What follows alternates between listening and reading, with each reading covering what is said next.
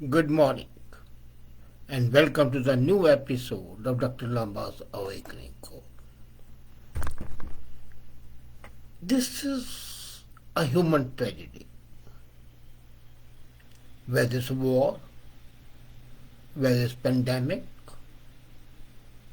whatever affects hundreds and thousands of the people has to be called not a tragedy but a disaster. Unfortunately, even such tragedies are perceived and reported with inherent racism. Now, racism is always decried, and I've seen that those very people who are very loud in condemning racism are in fact the greatest proponents of it, albeit in a very camouflaged, very hidden manner. The recent unequal coverage of war in Ukraine in comparison to how the conflicts are typically reported in other regions such as Africa and Middle East are an eye-opener. Can you believe that our perceptions change according to the country, the color of the skin of the people who are suffering, and even ideology? The war declared by the West, led by America, on Vietnam, the throwing of the napalm bombs, were considered a mistake. Nobody forgets what happened in Mali in Vietnam, where the young burning kids were seen running away with the clothes and the bodies on fire. And there was a report, I don't deny it, but compare that to what's happening in Ukraine. I remember there was a time, of course, when the liberal media pointed the conservative Fox News channels as a racist network. And everybody was out to defame, ridicule, condemn Fox. I'm no spokesman for French. But if there is one thing, the wall-to-wall media coverage of Russia's invasion over the past week has shown me, and I shall shown all of us, that mainstream outlets are, in fact, the most biased one.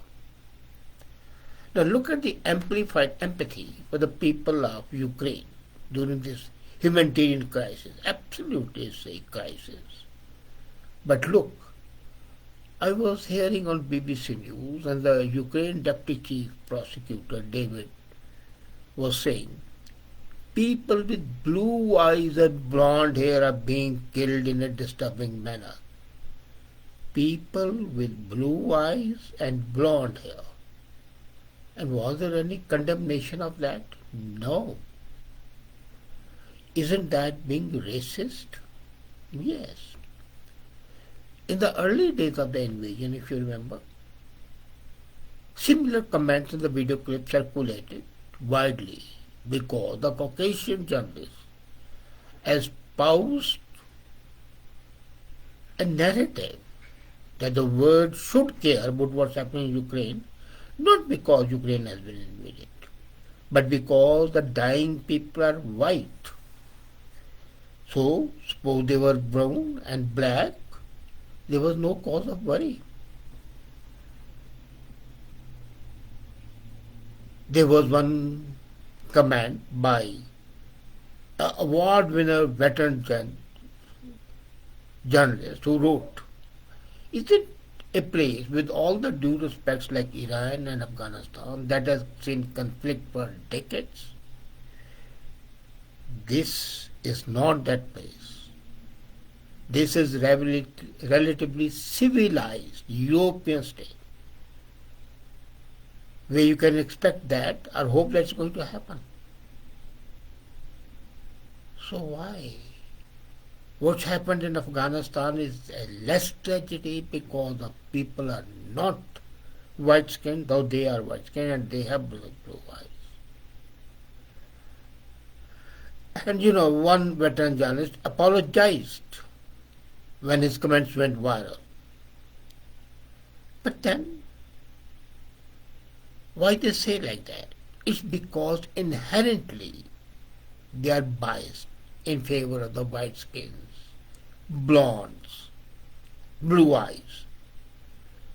The pernicious racism of what you are saying, war and suffering, are beneath European countries compared with the uncivilized Afghans and Iraqis who don't know any better. This was a prepared speech. It was not off the cuff remark, if you remember that. And then this goes on. I still remember a clip of ITV correspondent Lucy Watson. She was broadcasting from a train station in neighboring Poland, where she was having a hard time in wrapping her head around. And she said, the shock of invasion taking place in a predominant white country, and the horror of seeing poor, non-poor struggle and suffer. Now the unthinkable has happened to them, and this is not the developing third world nation, this is Europe. Now there are two things. One, if it was not Europe, this would not be a tragedy. Secondly, who says that the Europe doesn't have poor developing countries?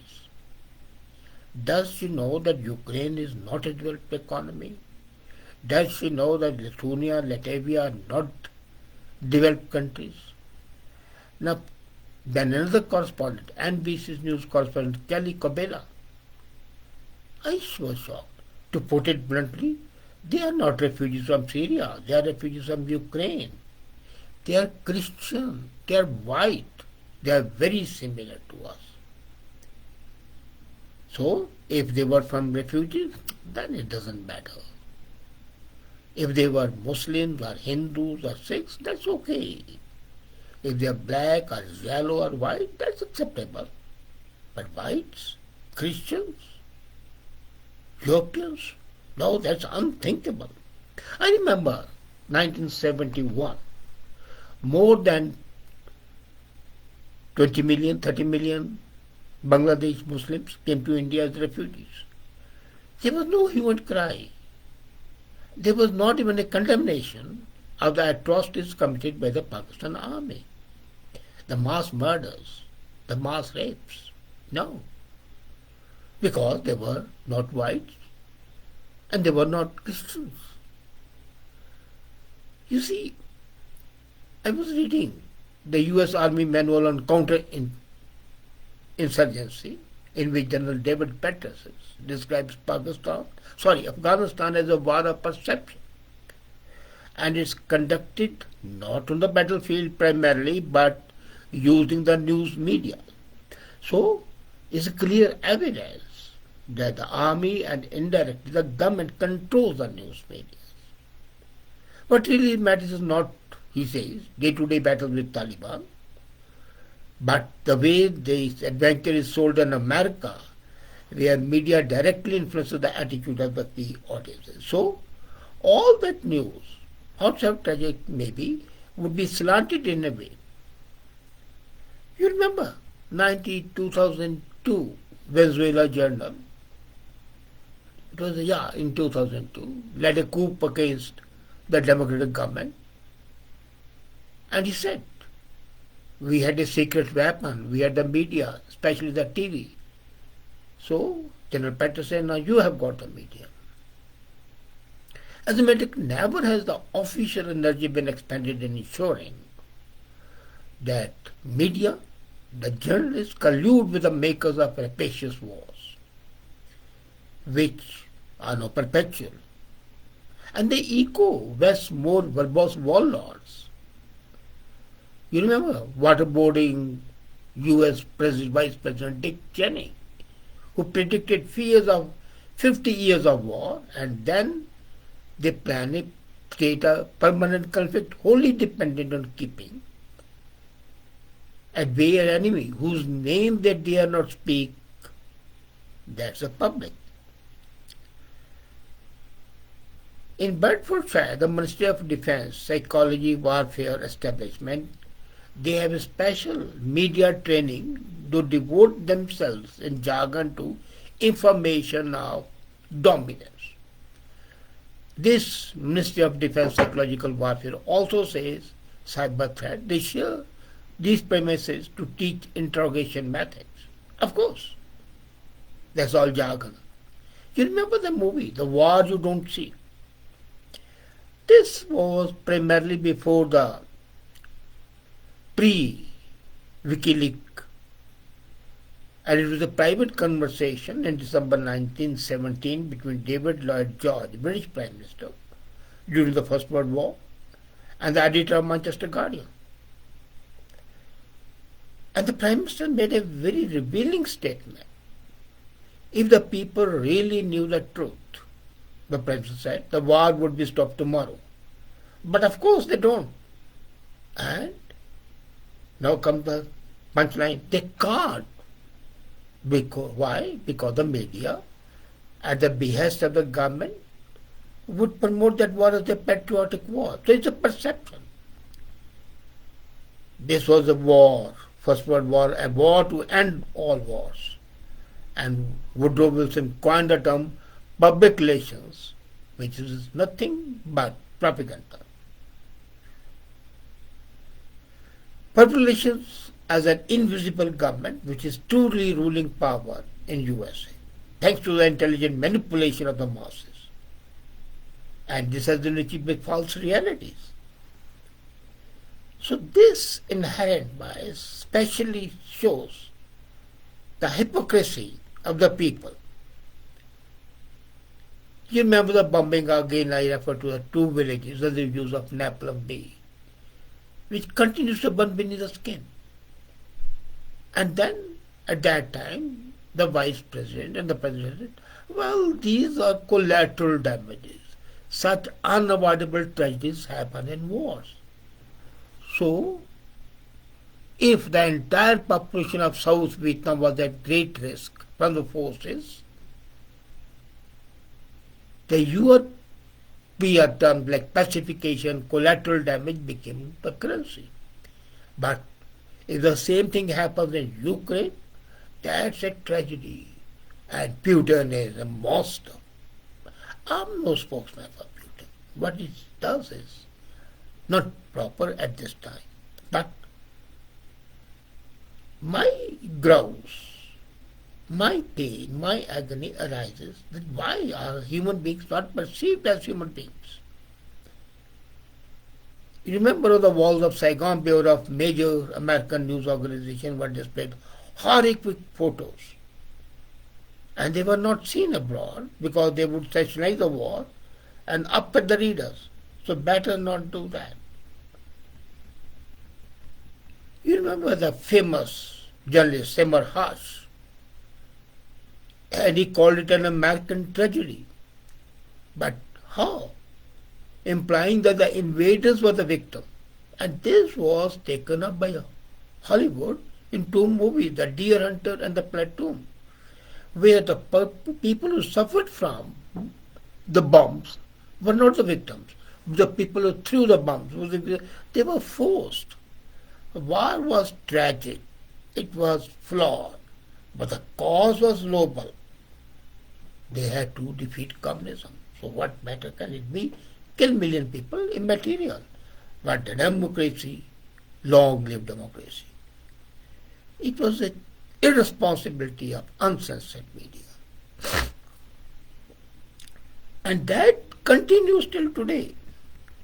The apogee of the victorious entry into Baghdad, the TV pictures of the crowd cheering the fall of the statue of Saddam Hussein.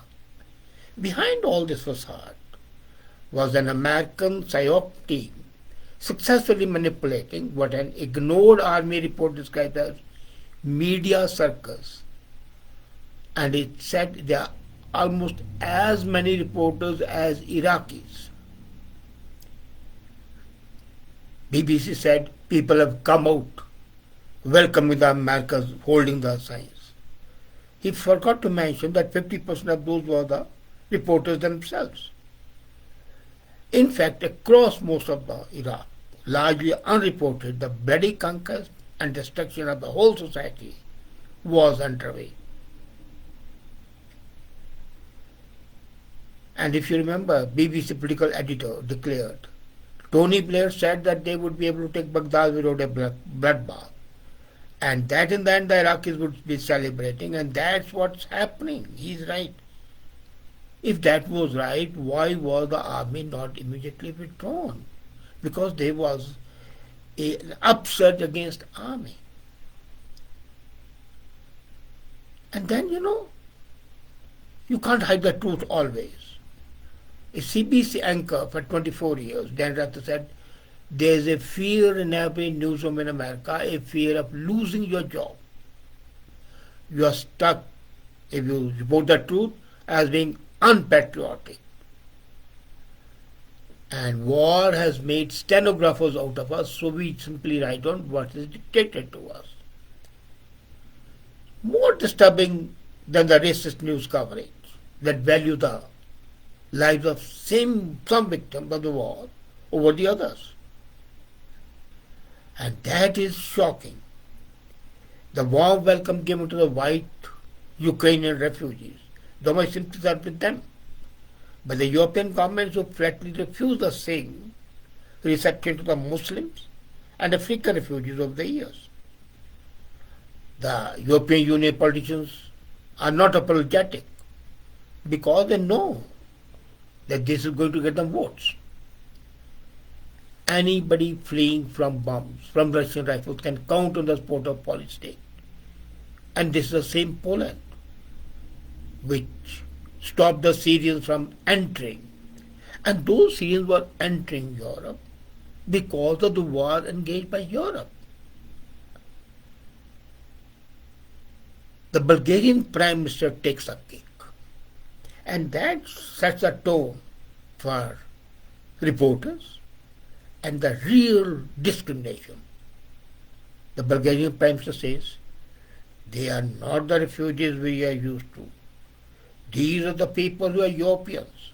So we and all other European countries are ready to welcome them. These are intelligent people, educated people. So none of the European countries is afraid of immigrant wave that is about to come. So if you are uneducated, if you are a non-white, if you are not a Christian, if you are not a European, then you are not a human being, according to Honorable Prime Minister of Bulgaria, echoed in practice by the news media of the West. Is it something to crow about? Is it something to be happy about? I don't think so. But what has happened is shocking, and what is happening is shocking. What man has made of man. We profess equality, and we protest against racism. And then that's what we indulge in. What rank hypocrisy. Shame on those hypocrites who live double lives, Dr. Jekyll and Mr. Hyde. Thank you.